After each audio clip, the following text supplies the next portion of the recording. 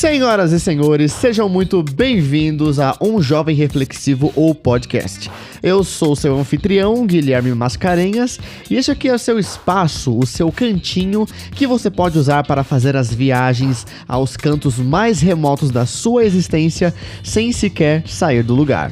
Este é o 6º episódio da 2ª temporada e nesse trecho dessa viagem louca de autodescoberta vou ler um texto para vocês que a princípio pareceu um pouco vago demais na minha cabeça, mas fala sobre uma coisa muito específica que eu vou explicar depois e eu espero que vocês consigam compreender logo de cara, e é uma questão que nos pega demais, sobretudo nesse mundo que exige tanta performance de nós. Portanto, meus caros ouvintes, peguem um café, sentem-se e acomodem-se, porque a viagem de autodescoberta vai continuar agora.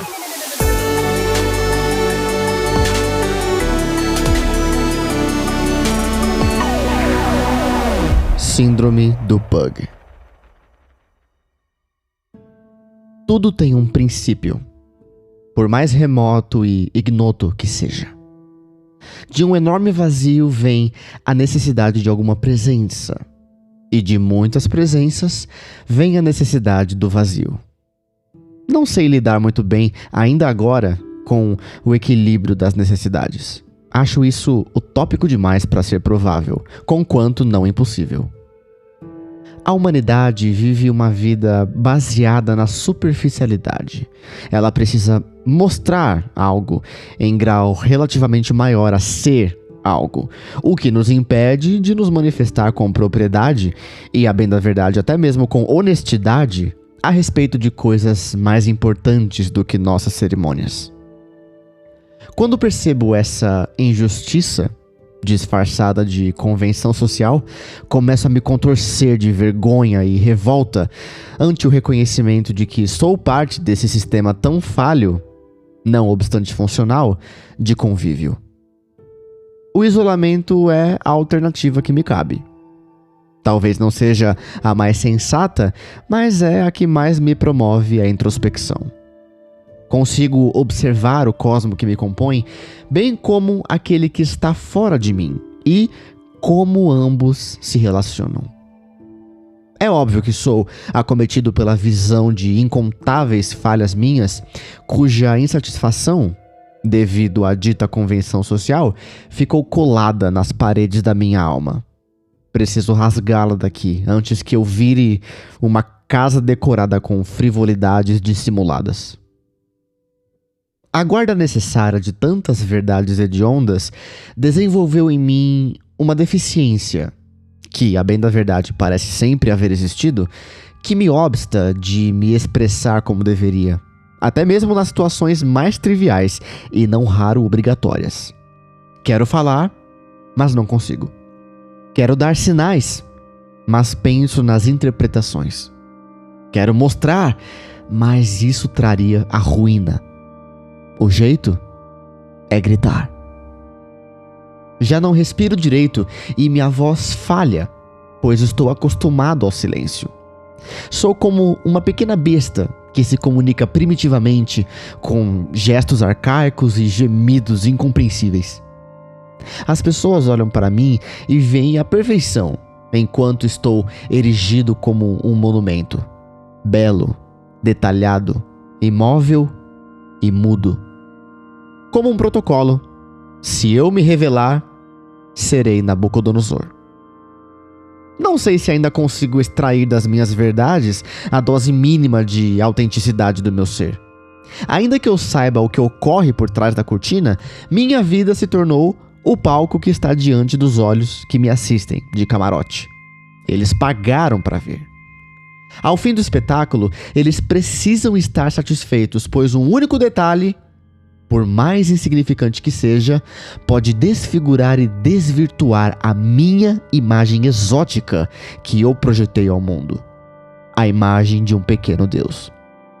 Enfim, eu grito sozinho, pois não há quem me compreenda. E eu preciso gritar, senão morro. No fim das contas, eu só sei gritar e não latir.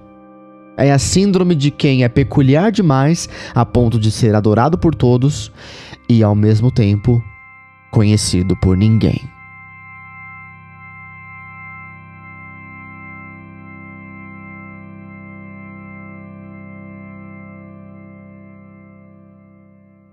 Senhoras e senhores, esse foi o texto Síndrome do Pug.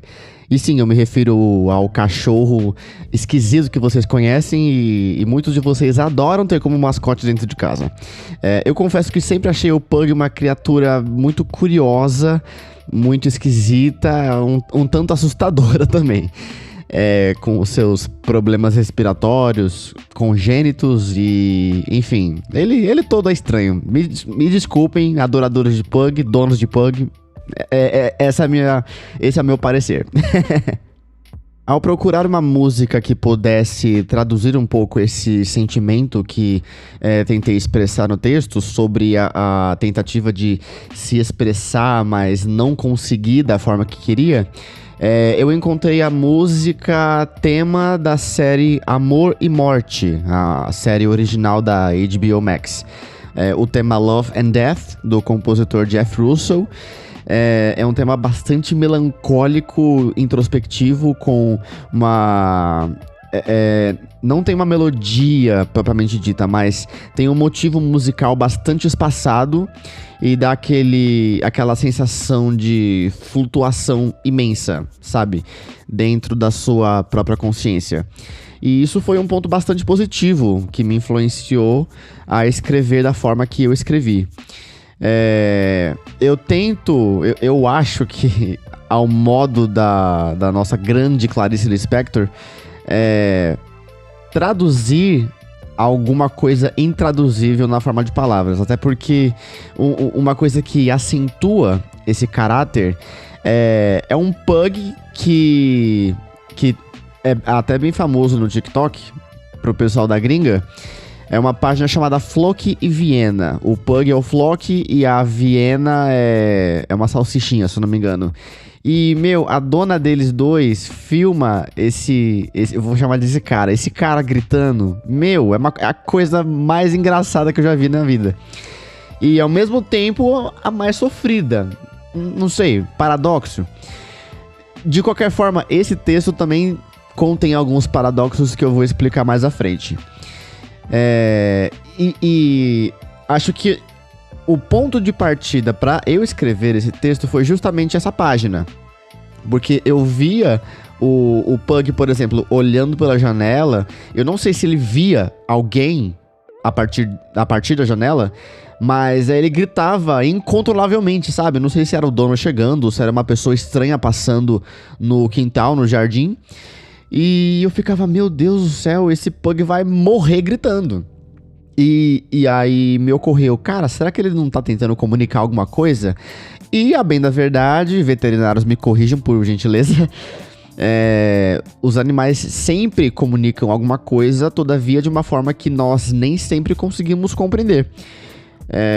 Então eu parti dessa premissa para escrever como nós, às vezes, tentamos nos expressar ou queremos, mas não conseguimos. Sobretudo pessoas que são altamente expostas e que têm uma certa visibilidade são acometidas por essa síndrome, né? Eu gosto de usar a palavra síndrome porque ela meio que vai te acompanhar pelo resto da vida, né?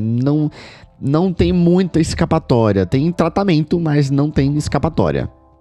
Bom, para tecer esse comentário aqui, eu vou primeiro destrinchar os parágrafos do texto, né, um por um, e depois eu vou providenciar alguns insights que talvez sejam interessantes para vocês.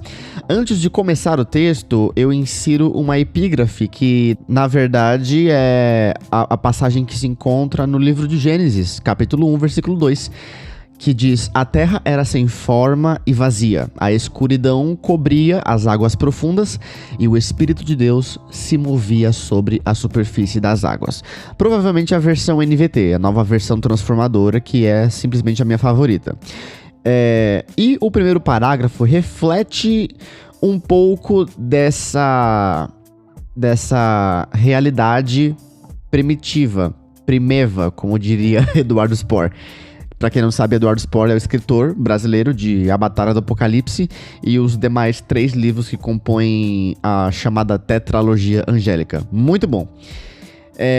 Eu tento descrever o vazio como a nossa origem, né? E a nossa origem num aspecto mais moral, digamos assim. E tudo na vida tem um princípio. E o nosso é o vazio. Então, por conta desse vazio, existe a necessidade de uma presença. Só que ao longo da vida, as presenças vão se acumulando. Porque nós crescemos, nós aprendemos coisas, nós nos comunicamos com outras pessoas. Então, várias presenças vão se acumulando ao longo da nossa trajetória de vida. Todavia, chega um ponto em que há muitas presenças interagindo ao mesmo tempo em você, na sua pessoa, e por isso vem a necessidade do vazio. Inclusive daquele vazio que originou a sua vida, a sua moral. Só que, como toda pessoa complexada, pelo menos eu, não sei você, não sei lidar muito bem com esse equilíbrio de necessidades. Eu não sei se você já passou por alguma situação parecida, mas eu sempre tive uma certa dificuldade de interagir com pessoas, de fazer amizades, de certa forma. Não que isso seja uma coisa ruim per se, mas em certo ponto, às vezes até por alguma, não sei, imaturidade da minha parte, eu sentia falta de pessoas. E isso é natural, eu acho. Não é necessariamente errado. O ser humano sente falta. Ele não foi feito pra ficar sozinho, né? Sociólogos me corrijam aí se eu estiver errado. Então eu sentia esse vazio estranho. Ou seja, o vazio que tinha me formado estava grande demais, como um abismo interminável. Então eu sentia a necessidade de pessoas. E ao longo da vida, após eu adquirir experiência de vida, aí eu falei, meu Deus do céu, preciso dar um tempo, preciso dar uma pausa. Às vezes você precisa, de fato, desligar, fazer um detox. Não que as pessoas sejam tóxicas. Mentira, às vezes são. Confessem, às vezes são, convenhamos. Então a gente precisa desligar, a gente precisa jogar o celular no lixo. Não, no lixo não, né? Pelo amor de Deus. Mas enfim, você me entendeu. E ir para um lugar isolado. E esse lugar pode ser real, tanto quanto metafísico. Para você, sabe, se recuperar de uma coisa ou de outra. É como se houvessem apenas 2 estações do ano. O verão e o inverno, que são 2 extremos. E aí você fica transitando de um para o outro, porque nenhum dos 2 vai te apetecer por completo. É claro que os amantes de calor vão discordar de mim, né? E... enfim, não falo nada pra vocês. Mas enfim, voltando ao texto, o próximo parágrafo, ele já denota a ideia de que, à medida que nós vivemos e ganhamos essa experiência de vida que eu comentei, nós precisamos sobreviver, de certa forma. Ou seja, precisamos trabalhar, precisamos fazer networking, precisamos... vai chegar uma hora que precisaremos nos sustentar. E isso requer algumas coisas de cunho mais objetivo do que subjetivo. Ou seja, precisamos mostrar algo em grau relativamente maior a ser algo. Então, você precisa demonstrar que tem habilidades em certa área para você conseguir um emprego naquela área, não é? É uma questão de lógica. Isso é uma coisa elementar, porque, a bem da verdade, o mundo precisa funcionar com pessoas trabalhando para sobreviver, não é? Só que esse mundo atual, com essa necessidade de fazer e daquilo que se pode mostrar em detrimento do ser, é um mundo de ultra-objetividades. Sendo que, a bem da verdade, esse mundo só foi construído em razão das nossas subjetividades idiosincráticas. né? As objetividades idiosincráticas foram construídas a partir das nossas subjetividades. Só que elas tiveram que ser renegadas, comprimidas numa caixinha, né? Comprimidas numa caixinha. Quem sabe, né? De um dos textos anteriores que eu publiquei aqui. Em prol do funcionamento da nossa vida em sociedade. Só que isso causa um efeito que eu acredito que seja colateral, de suprimir a sua persona, a sua personalidade, porque a bem da verdade você precisa, você agora é um mero mecanismo no sistema. E eu não digo só na questão profissional, sabe? Até mesmo com relação às suas amizades, à sua família. Não sei se você também tem um contexto eclesiástico, mas você precisa de fato mostrar algo em um grau relativamente maior a ser algo. E quando eu percebo que existe essa discrepância que eu chamo de injustiça disfarçada de convenção social, eu fico num estado meio que de agonia. E por isso, no próximo parágrafo, eu digo que o isolamento é a alternativa que me cabe. Eu preciso me isolar para poder processar tudo isso e aceitar que o sistema é esse e ele funciona desse jeito e eu não posso fazer nada. E esse isolamento tem um propósito, que é a introspecção. Ou seja, observar a mim mesmo, ou seja, como eu descrevo aqui, o cosmo que me compõe, bem como aquele que está fora de mim, ou seja, o meu contexto, com relação às pessoas que me cercam e como esses cosmos se relacionam. Ou seja, a forma com que eu interajo com as pessoas é necessariamente um reflexo daquilo que eu sou? Eu tenho a tendência a acreditar que não, mas pontualmente não deixa de ser. Pontualmente, porque de vez em quando, em situações extremas, digamos assim, as minhas subjetividades se manifestam. E essa introspecção também me faz ver várias falhas minhas que eu cometo ao longo da vida e que se manifesta diante das pessoas. E se você é um pouco semelhante a mim, caro ouvinte, certamente você odeia errar. Então essa insatisfação que se manifesta em mim quando eu observo isso, vira um papel de parede na minha casa particular, na minha mente. Então, o que eu preciso fazer? Eu preciso rasgar esse papel de parede. Antes que... E aqui eu digo uma frase que eu achei bastante peculiar. Preciso rasgá-la daqui antes que eu vire uma casa decorada com frivolidades dissimuladas. Então, se eu me apegar aos meus erros, se eu me apegar às minhas falhas, em justaposição à necessidade de performar diante de todos, eu vou virar simplesmente um poço de deboche.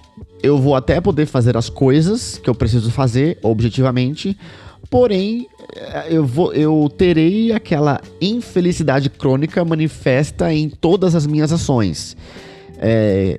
E isso é uma coisa muito frívola, né? Porque você não evolui, você se dá ao luxo de se tornar a sua subjetividade distorcida. Então, frivolidades dissimuladas. Nesse pensamento, eu chego no próximo parágrafo dizendo que, pela necessidade de guardar muita informação, eu me torno meio que deficiente na minha comunicação.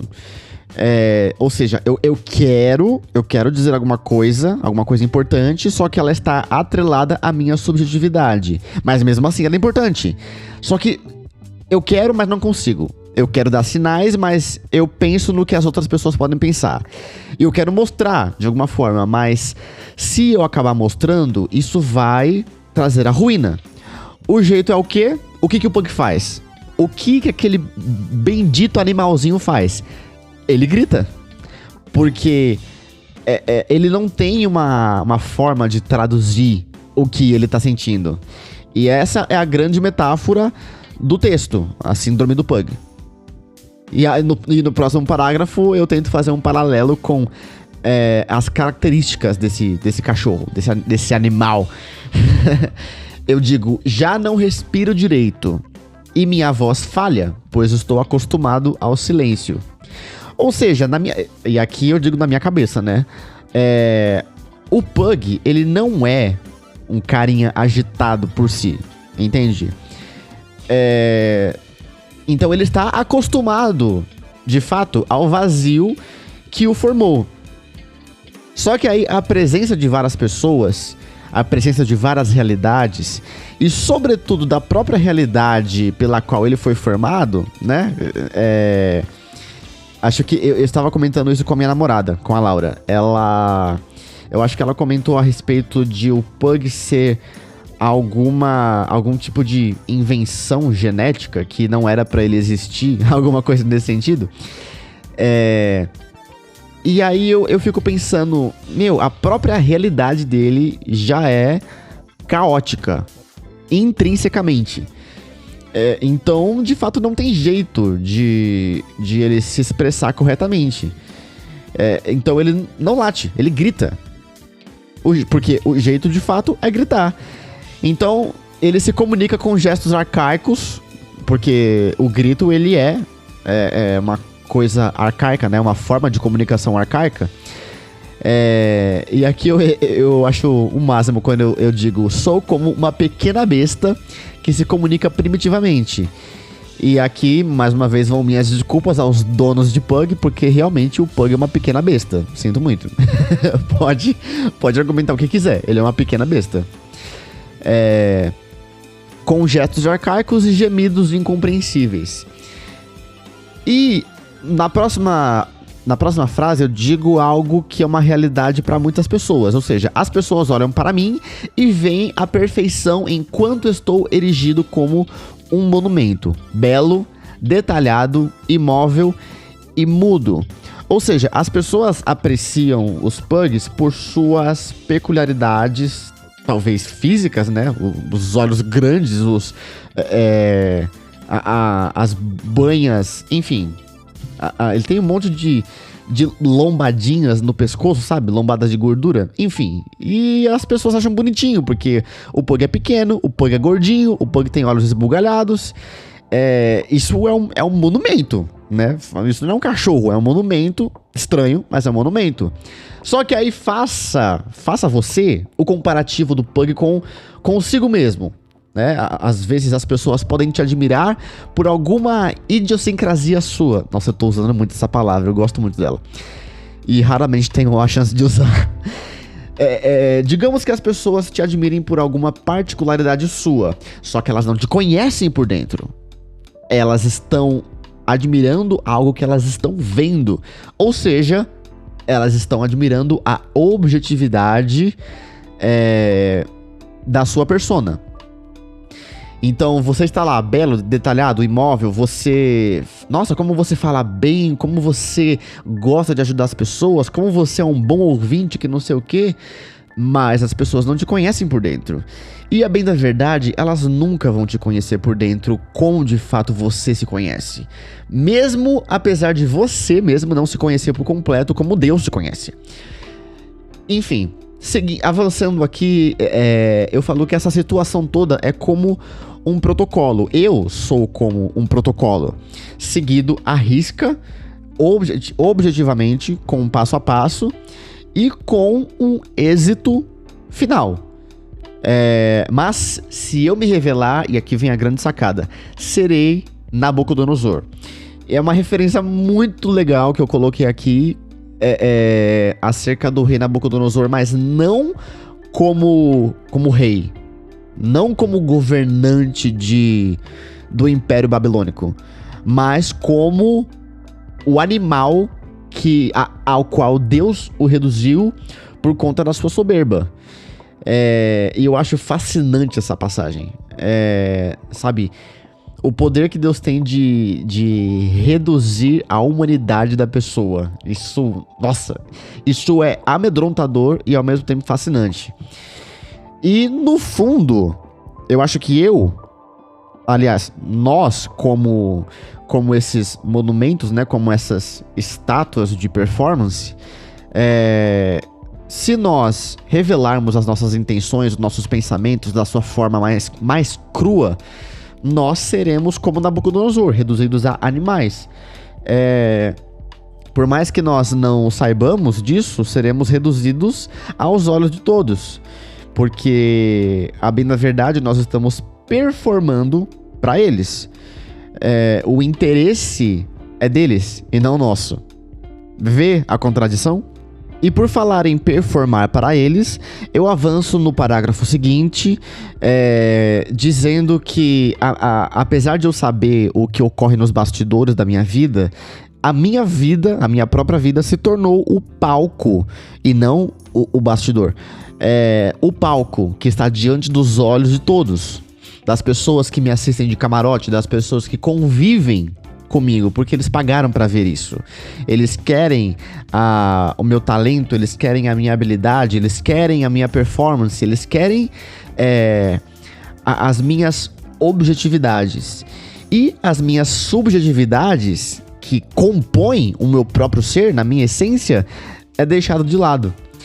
Porque se um único detalhe dessas minhas peculiaridades internas vir à tona, por mais insignificante que seja esse detalhe, pode acabar com aquela imagem exótica, curiosa e atraente que eu projetei ao mundo, que é nada menos que a imagem de um pequeno Deus.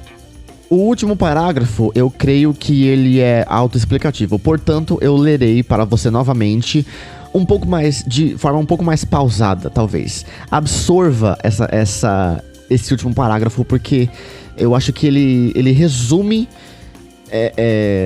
toda a ideia do texto. Enfim, eu grito sozinho, pois não há quem me compreenda. E eu preciso gritar, senão morro. Veja bem, eu preciso gritar, senão morro. Ou seja, você precisa de uma descompressão.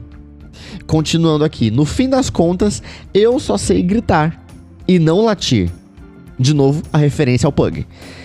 É a síndrome de quem é peculiar demais, a ponto de ser adorado por todos e ao mesmo tempo conhecido por ninguém. Observe o paradoxo. Adorado por todos e ao mesmo tempo conhecido por ninguém. A síndrome do Pug é basicamente a síndrome de um artista. Queira você ou não, de alguma forma você é um artista. Seja com habilidades musicais, habilidades tecnológicas, habilidades de administração, enfim, ou até mesmo habilidades sociais, de comunicação, você é um artista de certa forma. E as pessoas, querendo ou não, cedo ou tarde, acabam te vendo dessa forma e esperando um comportamento seu que condiga com essas suas habilidades, que são manifestações objetivas da sua persona. E, por outro lado, as suas subjetividades, que compõem a sua essência moral, é desconhecida. Porque, a bem da verdade, não apenas elas não importam, como elas também podem estragar tudo. Por isso que é necessário valorizar as pessoas que te amam por quem você é. Porque elas conhecem as suas subjetividades antes mesmo das suas objetividades. Agora, para dar alguns insights acerca do texto, eu posso dizer que esse texto ele é dividido em 3 níveis estruturais, né? A gente tem uma camada social crítica, que é uma crítica à superficialidade das interações contemporâneas.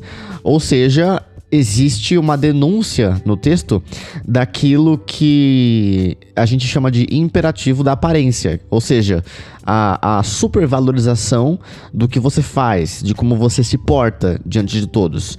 Ou seja, mostrar-se e não ser. Existe uma camada psicológica que interioriza esse conflito que o leitor observa, né? E que eu, como autor, observei antes. Eu não vejo apenas a superficialidade alheia, ou a superficialidade de todo o contexto do cosmo que o cerca, mas da própria incapacidade de escapar, porque é um sistema que funciona e eu não posso fazer nada. E, por fim, existe uma camada existencial e filosófica, que se trata mais de uma questão ontológica, e eu também gosto muito dessa palavra, embora não tenha muita chance de usá-la. Ou seja, quem eu sou, enquanto todos me veem como um monumento. Então, existe essa ideia final do texto, de que a identidade pública aniquila a identidade autêntica, a identidade sua, essencial. E porque eu vivo sob a ameaça de cair assim como Nabucodonosor caiu. Então veja bem, sobretudo agora, nós vivemos numa era em que somos obrigados a criar uma imagem pública e também a curar essa imagem quando ela é danificada.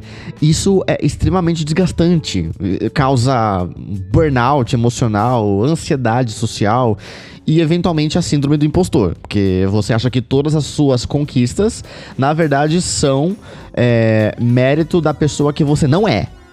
Esse texto também aborda a incapacidade de se comunicar de forma autêntica, de não conseguir dizer o que sente, mesmo nas coisas mais bobas do dia a dia. Então, isso ressoa muito com aquela questão de você fingir estar bem só para não estragar o clima.